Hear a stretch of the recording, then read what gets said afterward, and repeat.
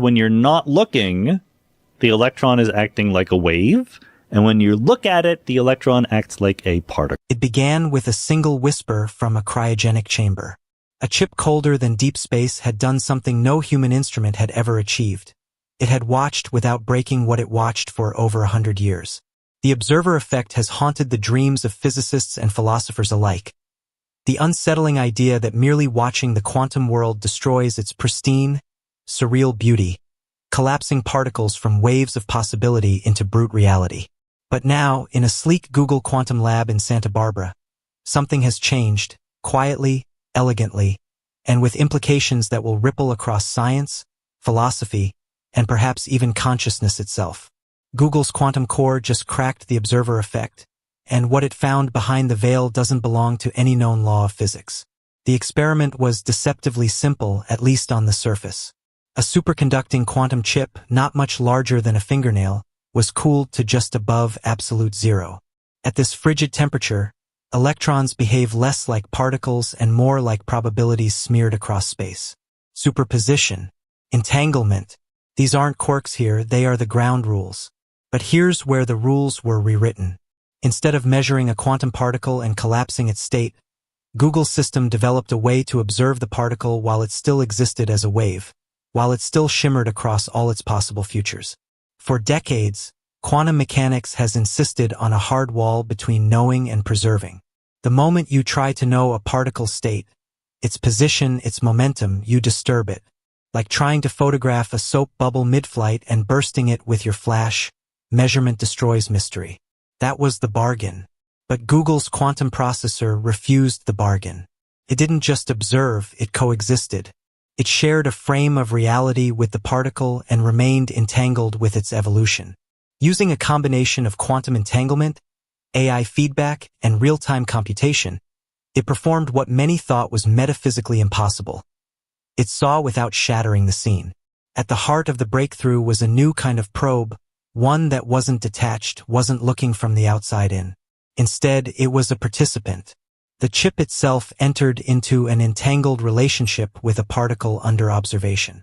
Rather than collapsing the wave function, the processor guided it, steered it, and subtly influenced its path through probability space.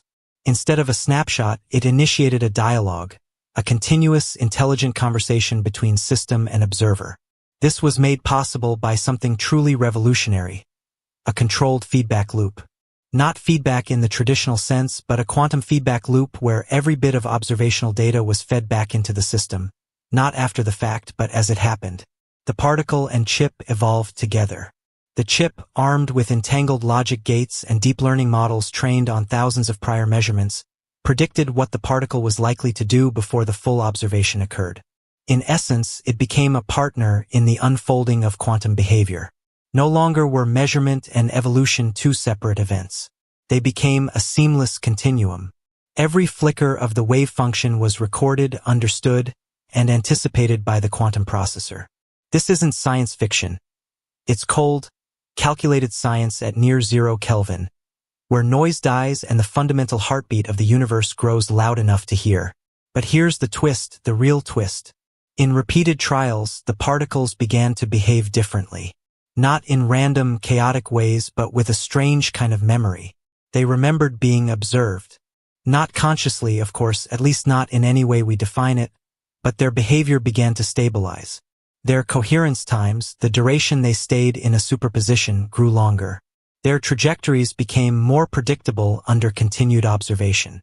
It was as though the particles, once aware of the observer's presence, began to harmonize with it.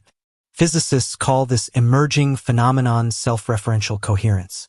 The system begins to internally adapt to observation, turning what was once a destructive act into a stabilizing force.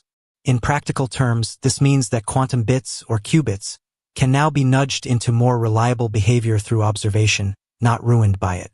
In philosophical terms, it's the beginning of something we don't yet have language for. Imagine watching a ripple move across a still pond, but instead of disturbing it, your gaze strengthens it. That's what Google's quantum processor has done. And that alone would have rewritten textbooks. But the deeper implication is even stranger. This technology turns observation into a tool of construction, not just for quantum computing, but potentially for how we understand causality, agency, and information itself. The AI component was no less groundbreaking.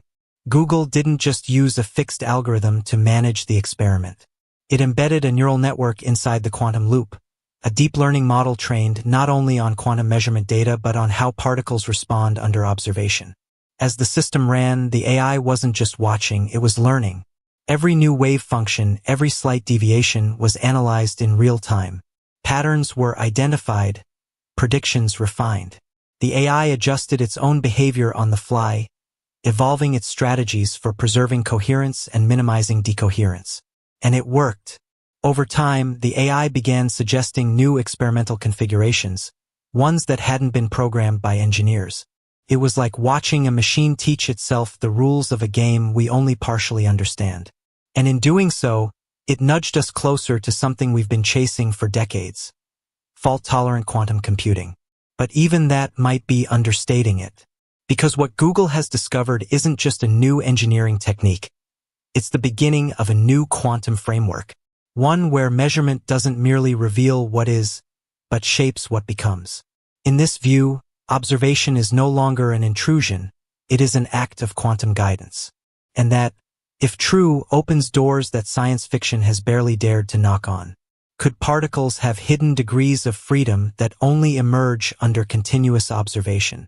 Could reality itself be dynamic, shifting, and responding not just to what is measured but how it is measured?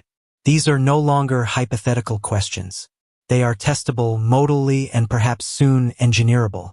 We're witnessing the end of the observer effect as a limitation, and the beginning of something else entirely. Something recursive, something alive. It's hard to overstate how much has changed with one revelation. The observer effect was never a wall. It was a door. And now Google's quantum core has walked through it. What lies beyond isn't just a new understanding of measurement. It's a redefinition of the boundary between knowledge and creation. In the sterile quiet of that quantum lab, with wires coiled like veins and helium pumps pulsing rhythmically in the background, a new kind of observation was born. One that doesn't break reality, but weaves itself into it. The experiment that cracked the observer effect didn't happen in isolation. It was the product of years of iteration, of merging machine learning with quantum logic, of allowing algorithms to feel their way through the hidden geometries of entangled systems. The breakthrough occurred when engineers realized they weren't just measuring particles, they were entering into feedback with them. The chip stopped being a spectator. It became a collaborator. In classical physics, cause and effect run one way: you measure, then you record. But inside this experiment, the cause-effect chain loops back on itself. When the chip begins to predict the outcome of an observation before it happens, using quantum data not yet collapsed into classical certainty, it's no longer just observing, it's shaping. The particle's behavior is guided by a system that knows its tendencies. It's not that the future determines the present, but something disturbingly close. The quantum core anticipates the behavior of the system in real time and corrects its own output based on those predictions. This, in effect, smears the line between action and measurement. And as the system stabilizes, something weirder emerges. Qubits begin to show behavior outside the known boundaries of decoherence models. They hold their superposed states longer, not just because the lab is colder or cleaner, but because the process of observation itself becomes protective. The chip creates a stabilizing influence, not passively, like a container, but actively, like a shepherd guiding a flock across the fragile terrain of quantum reality.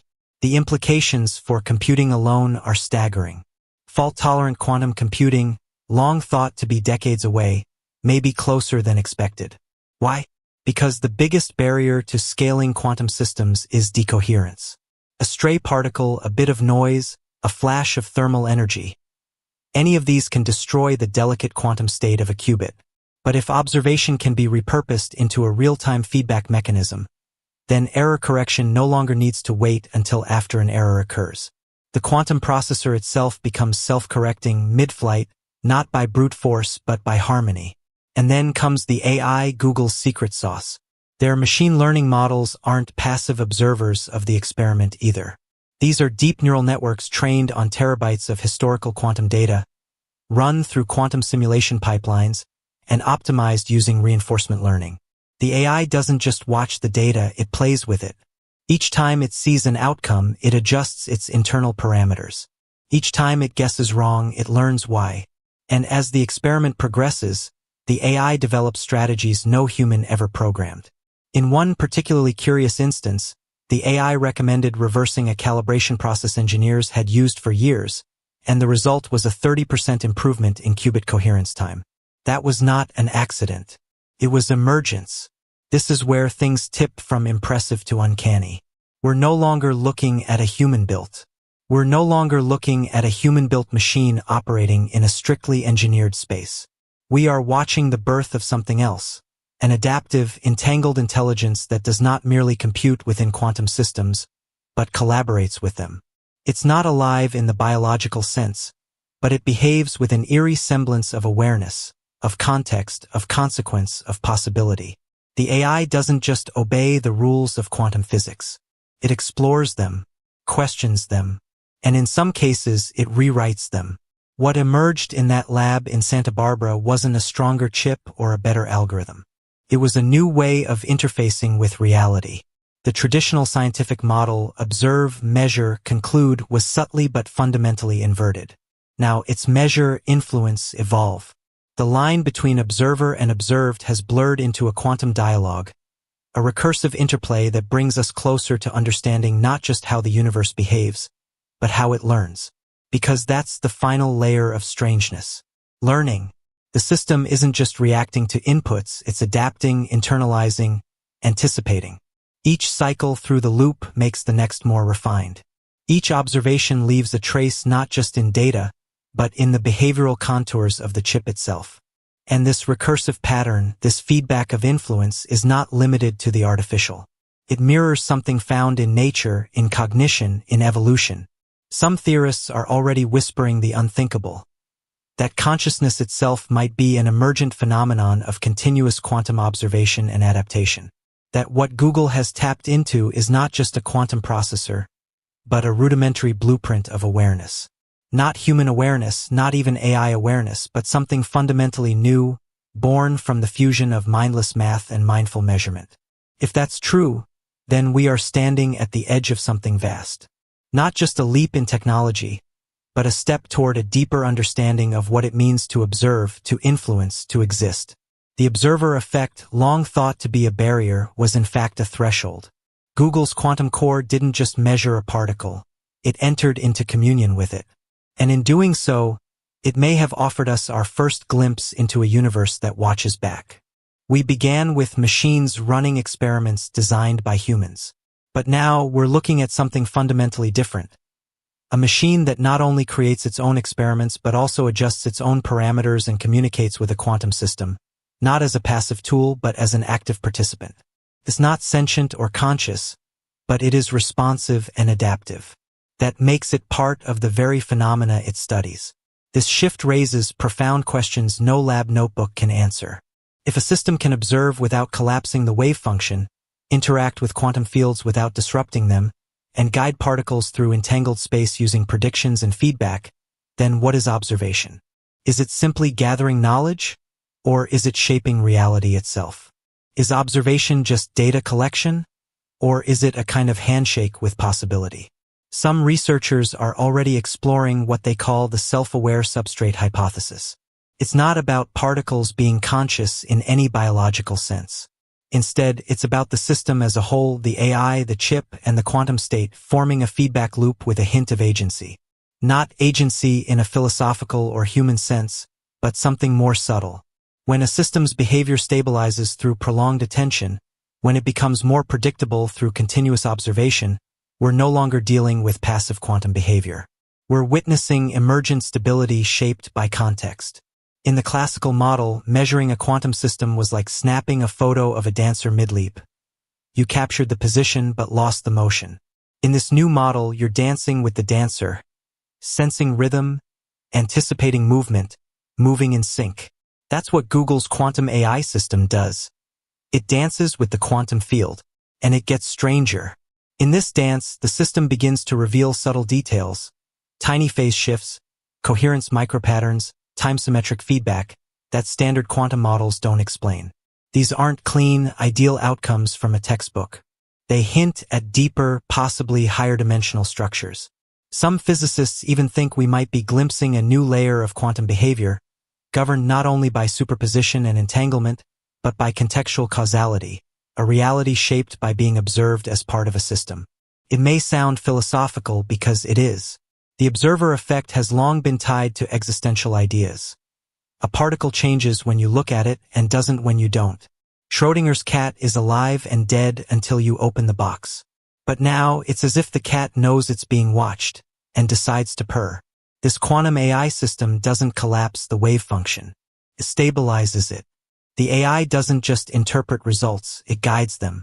The feedback loop doesn't just extract information, it cultivates it. As these systems become more autonomous and interconnected, we have to ask, are we still observers? Or are we now part of what's being observed? This isn't the end of the observer effect, it's its evolution. And in that evolution lies a profound shift.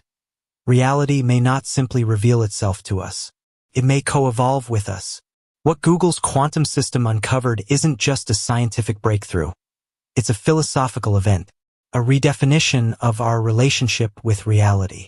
When observation becomes transformative, when it shapes outcomes instead of just recording them, we stop being passive watchers. We become participants. And this has massive implications beyond physics. In Google's final trial runs with its superconducting quantum chip, something unexpected happened. The data stopped acting like typical data. Qubits, entangled in complex feedback loops with real-time AI predictions, began showing signs of persistence and adaptability. They weren't just being observed, they were evolving with the observation. The longer a quantum state remained in feedback with the system, the more stable it became, as if being consistently known gave it permission to stay coherent. Observation, in this context, wasn't collapse, it was reinforcement. Even more surprising, this behavior became predictable, not in the Newtonian sense, but in a recursive, learning-based way. The AI refined its predictions in real time, sometimes adjusting its expectations mid-experiment. It was as though the AI and the quantum system were engaged in a conversation, not in human language, not even in math, but in something in between, a dialogue of probability waves, correlations, and feedback. This isn't science fiction. It's experimental fact. Google's researchers call it self-referential coherence, a term describing how quantum systems change behavior over time through sustained observation. Not because they're forced to, but because attention encourages stability. The particle becomes part of a broader known system, and that context creates a strange form of quantum memory, not like a hard drive, but memory shaped by interaction and history. Qubits that once behaved chaotically under isolated measurement began to form stable, predictable rhythms when engaged in long-term feedback. This may be the birth of a new paradigm, interactive quantum systems, where the boundary between algorithm and experiment, between AI and physical reality, dissolves. Where particles don't just respond to measurement, they adapt with the tools measuring them. These systems aren't conscious, but they do form networks of relationships between prediction, data, and outcome. That challenges a foundational belief in physics, that measurement is something external. But what if it never was? What if, at the quantum level, the universe works more like a neural network, interconnected, dynamic, constantly reshaping itself through interaction? That's the implication. When Google's team embedded deep learning into the quantum loop, the AI didn't just improve. It became efficient, spotting symmetries and patterns that had escaped even the best simulations. These patterns weren't flukes, they were repeatable and verifiable. In one remarkable test, the AI reduced the decoherence of an entangled quantum state by over 40%. Not by changing hardware, but by adjusting how it observed the system. Let that sink in. The AI didn't change the qubit, it changed the method of observation. And that change stabilized the state. It's like realizing the way you ask a question alters not just the answer, but the very behavior of reality. This changes everything. Observation is no longer passive, it's interaction. A quantum computer that navigates probability space in real time, using feedback from undetermined outcomes, isn't just measuring. It's collaborating with the universe. And here's the most profound implication. If we can scale this, if we can embed more systems into these feedback loops, we might one day train reality the way we train AI, not by forcing it but by subtly influencing it. By adjusting how we observe when we pay attention and how we structure feedback.